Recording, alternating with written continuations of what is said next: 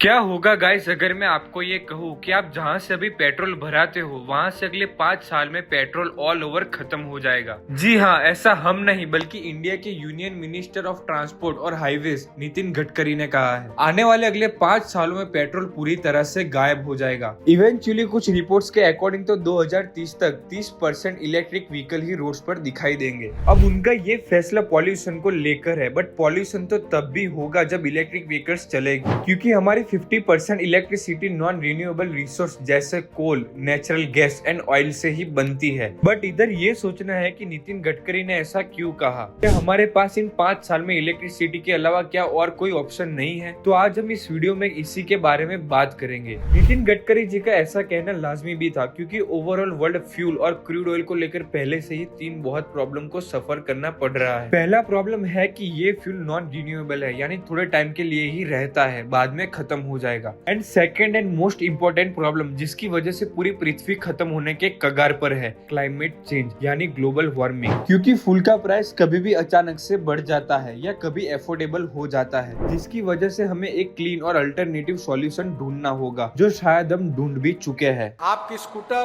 आपकी कार एक तो हाइड्रोजन पे होगी, ग्रीन हाइड्रोजन पर, या इथेनॉल पर, फ्लेक्स इंजन पर होगी, या सीएनजी और एलएनजी पर होगी। जैसा कि गडकरी जी ने कहा, हाइड्रोजन, एलएनजी, सीएनजी और ethanol flex fuel. Well, LNG और सीएनजी के बारे में तो बताने की जरूरत नहीं है। तो बात करें हाइड्रोजन की, तो ये बाकी फ्यूल के कंपैरिजन में काफी क्लीन और पावरफुल है। बट अभी प्रॉब्लम्स ये है कि 95% हाइड्रोजन को हाइड्रोकार्बन से बनाया जा रहा है, जो काफी ही पॉल्यूटिंग प्रोसेसिंग है। इसीलिए कुछ साइंटिस्ट ने जब रिसर्च की तो पता चला कि अगर हाइड्रोजन के बजाय इथेनॉल का यूज करे तो पॉल्यूशन 25% to 45% तक कम हो जाएगा। बट इसमें भी प्रॉब्लम ये है कि एथेनॉल पेट्रोल से जल्दी बर्न हो जाता है और इसकी हीटिंग पावर भी कम है, और इसी वजह से इथेनॉल पेट्रोल से 1.6 टाइम्स ज्यादा यूज होगा सेव पावर जनरेट करने के लिए। बट इसका ये भी फायदा है कि एथेनॉल पेट्रोल से 30% चीपर है, क्योंकि इसे बायोमास या वेस्ट मटेरियल से बनाया जाता है। लेकिन इसकी चीप और क्लीन होने के बाद भी इसका एक मेजर प्रॉब्लम है, क्योंकि एथेनॉल एक अल्कोहल है जो पानी को अट्रैक्ट करता है, जिसे इंजन में जंग लगने के चांसेस काफी बढ़ जाते हैं। और अगर हम एथेनॉल प्रोसेस की प्लांट की बात करें तो इलेक्ट्रिसिटी के लिए कोल का यूज करते हैं, जो एनवायरनमेंट के लिए काफी हार्मफुल होता है। तो इन शॉर्ट, अगर फ्यूल के इस्तेमाल में अगर हम हाइड्रोजन का यूज करें तो अभी हमें काफी एनवायरमेंटल पॉल्यूटिंग रीजन का सामना करना पड़ेगा। एंड अगर हम एथेनॉल का यूज करें तो वो भी भले ही हमें क्लीन एंड चीप पड़ेगा, बट उसका भी वही सेम एनवायरमेंटल पॉल्यूटिंग प्रॉब्लम देखने को मिलेगा।